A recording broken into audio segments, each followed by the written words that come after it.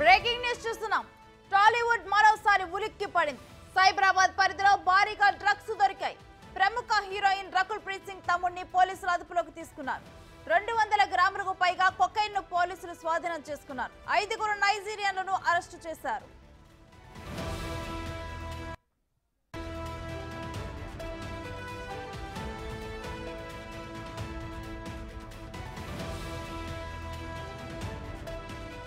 Narcotic bureau SOT Rajendra Nagar పోలీసుల ఉమ్మడి ఆపరేషన్లో బడాబాబులు దొరికారు.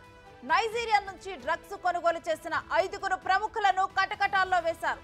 సినీ రంగానికి చెందిన వారితో పాటు వ్యాపారవేత్తలు కూడా ఉన్నట్లు పోలీసులు చెబుతున్నారు.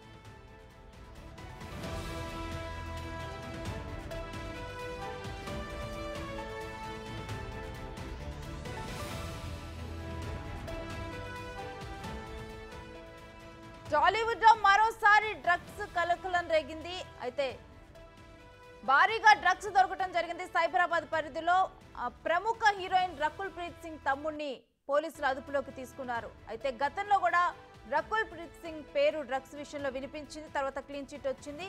అయితే ఇప్పుడు రకుల్ ప్రీత్ సింగ్ తమ్ముడు అరెస్ట్ అవడం జరిగింది. మొత్తంగా కూడా 5 నైజీరియన్ల నుంచి కూడా డ్రగ్స్ కొనుగోలు చేస్తూ కూడా దొరికిపోయాడు. ఇక 5 నైజీరియన్లు కూడా పోలీసులు అదుపులోకి తీసుకున్నారు. రకుల్ ప్రీత్ సింగ్ తమ్ముడును కూడా అదుపులోకి తీసుకున్నారు.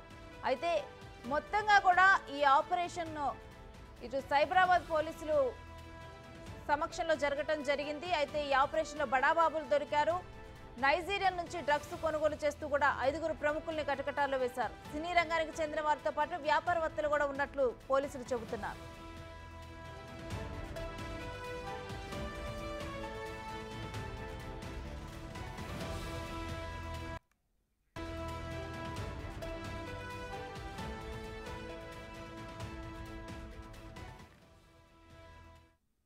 Narcotic bureau SOT Rajendra Nagar పోలీసుల ఉమ్మడి ఆపరేషన్ లో బడాబాబులు దొరికారు. డ్రగ్స్ కేసులో అసలు డీటెయిల్స్ ఏంటనేది కూడా మా ప్రతినిధి రానా అడిగి తెలుసుకుందాం.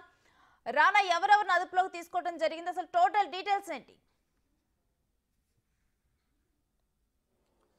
1 గ్రాము కాదు, 2 గ్రాములు కాదు, 10 గ్రాములు కాదు, ఏకంగా 200 గ్రాములకు సంబంధించిన కొకైన్ని రాజనగర్ పోలీసులు పట్టుకున్నటువంటి పరిస్థితి కనపడుతుంది. అయితే ఈ పట్టుకున్న తర్వాత దాదాపు 4 నైజీరియన్స్ ఉన్నారు.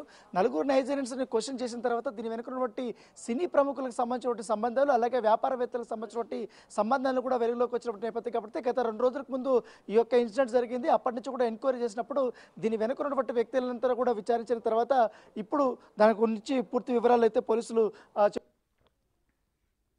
వారు కొంతమంది. అయితే గతంలో 5 సంవత్సరాల ముందు రకుల్ ప్రీత్ సింగ్ తన బ్రదర్ ని ఒక సినిమా లెక్కతో లాంచ్ చేసింది.